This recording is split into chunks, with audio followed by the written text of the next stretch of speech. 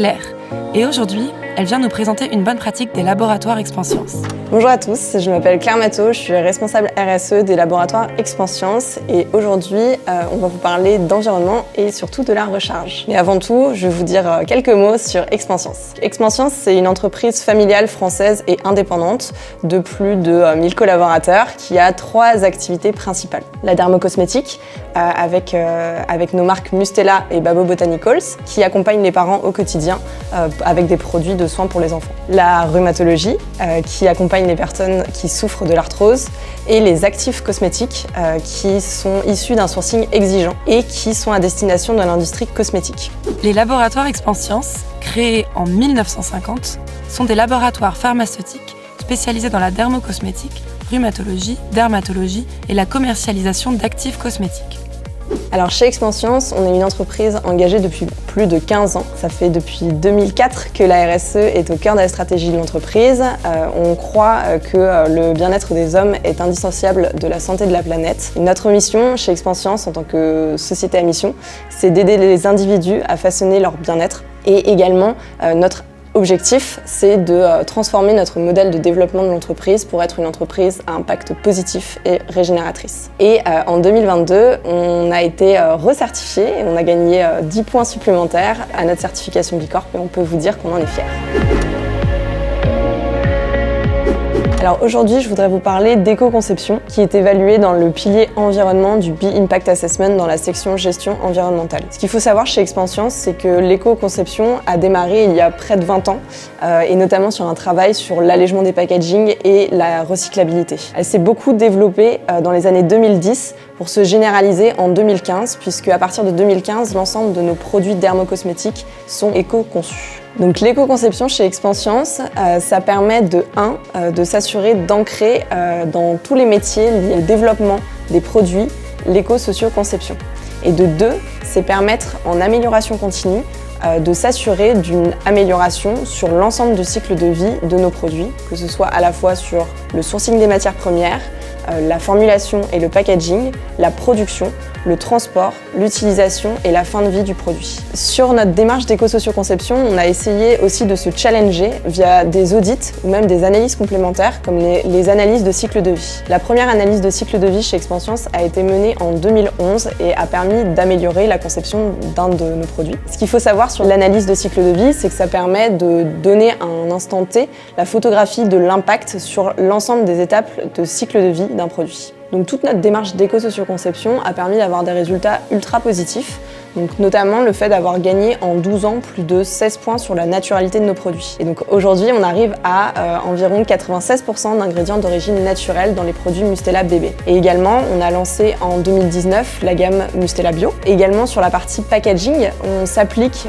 cette règle en interne de d'abord refuser et réduire les emballages, ensuite de réutiliser les emballages, de s'assurer de la réintégration de matières recyclées dans nos emballages et enfin d'assurer la recyclabilité, voire le compostage de nos produits. Et donc cette manière de voir les choses nous a permis depuis 2010 de réduire de près de 152 tonnes le plastique utilisé dans nos emballages et 78 tonnes sur la partie carton. Et donc comme on voulait aller plus loin, notamment sur le changement des usages de nos emballages, on a essayé de travailler sur la réutilisation de nos emballages et je vais laisser Mathilde vous parler de la recharge et de tout ce que ça implique. Bonjour, je suis Mathilde et je suis responsable Open Innovation pour les laboratoires Expanscience.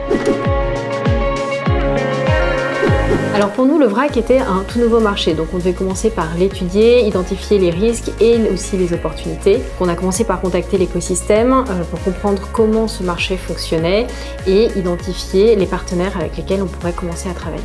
On a souhaité commencer par expérimenter, lancer 1 puis 2 produits dans seulement 2 pharmacies. Pourquoi cette logique d'expérimentation ?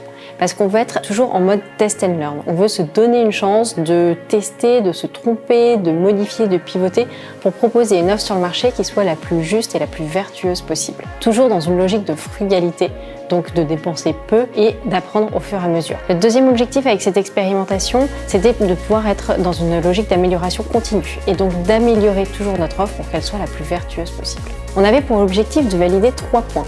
Pour valider ces 3 points, on a dû faire preuve de créativité et d'innovation. Le premier point, c'était un point autour des usages. On sait qu'apporter la consigne du vrac au consommateur implique un changement d'usage et un changement des modes de consommation. Donc est-ce que les parents étaient prêts à rapporter un flacon en pharmacie, qui demande quand même un peu plus d'investissement que de juste acheter un flacon? Et est-ce que les pharmaciens étaient prêts aussi à s'impliquer pour vendre différemment? Parce que la vente de produits en vrac est différente de celle de la vente de produits sur étagère. Le deuxième point qu'on souhaitait valider, c'était d'un point de vue économique. Est-ce que financièrement, on arriverait à rendre cette offre rentable, à la fois pour nous en tant qu'entreprise, mais aussi pour les pharmacies et à un prix correct pour les parents. Le dernier point qu'on voulait valider était bien sûr le point environnemental. Donc pour ceci, on a mené une analyse du cycle de vie, soit ACV, pour comprendre quels étaient les avantages de cette offre et surtout comment faire pour la rendre encore plus vertueuse. L'offre de recharge étant relativement nouvelle, nous avons dû faire preuve d'innovation pour réussir à la lancer sur le marché. Donc déjà une innovation d'un point de vue industriel, c'est-à-dire qu'il faut trouver une machine, un équipement et des partenaires qui nous permettent de distribuer des produits sous format vrac. Donc pour ça, nous avons travaillé avec tout notre écosystème. Ensuite, nous avons dû faire preuve d'innovation d'un point de vue réglementaire, parce que la réglementation telle qu'elle existe, elle s'applique aux produits conditionnés et non aux produits en vrac.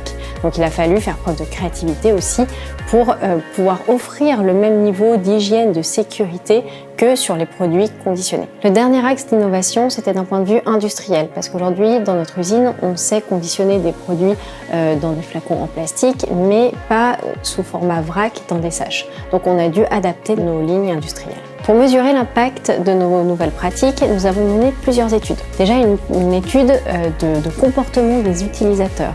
On les a observés quand ils venaient dans la pharmacie, quand ils se servaient en produit, quand ils rentraient chez eux, pour identifier aussi toute la boucle de retour du produit et d'utilisation de la machine. Ça nous a permis d'identifier des axes d'amélioration sur lesquels on a déjà commencé à travailler pour que ce soit toujours plus vertueux. Et l'idée étant vraiment de réussir à accompagner les usages, accompagner nos consommateurs pour faire en sorte que les pratiques changent. Ensuite, on a beaucoup travaillé avec les pharmaciens. Les pharmaciens pour identifier quels étaient leurs besoins aussi, pour les former et pour les accompagner dans la vente de cette offre vertueuse. Ce qu'on a identifié, c'est que les pharmaciens trouvent cette offre utile, à la fois parce qu'ils ont des demandes de leurs consommateurs, donc ils peuvent y répondre, mais aussi ils ont une vraie fierté à pouvoir proposer cette offre qui est nouvelle sur le marché, qui est présente dans assez peu de pharmacies. Nous avons réalisé une ACV avec 3 objectifs. Le premier, c'était de s'assurer que cette offre était plus vertueuse que l'offre de flacons en plastique. Mais plus vertueuse, sous quelles conditions? Donc identifier ces conditions et ensuite identifier des axes d'amélioration pour pouvoir prendre les bonnes décisions pour ce projet. Donc on a identifié que cette offre était plus vertueuse à partir du moment où on rapportait notre flacon 3 fois. Donc c'est indispensable que le flacon soit réutilisé 3 fois. C'est pour ça que ce flacon, il s'appelle Revient, comme ça le message est clair et les consommateurs le rapportent à la pharmacie.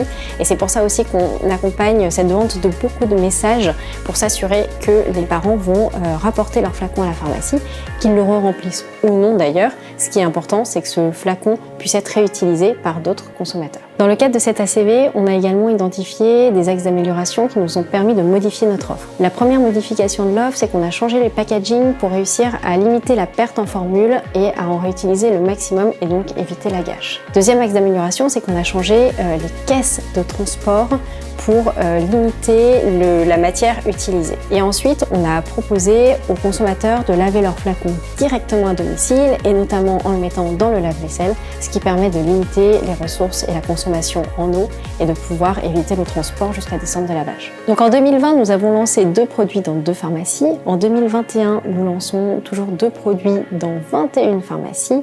Et en 2022, il va y avoir encore des nouveautés. Et nous en profitons d'ailleurs pour lancer un appel à d'autres marques parce que nous sommes persuadés que ce n'est pas seul qu'on arrivera à changer les usages des consommateurs et donc des parents, mais que c'est à plusieurs. Et donc s'il y a d'autres marques qui sont intéressées pour lancer cette offre de recharge en pharmacie, nous vous proposons donc de nous contacter et de travailler ensemble une nouvelle offre clé en main pour les pharmacies.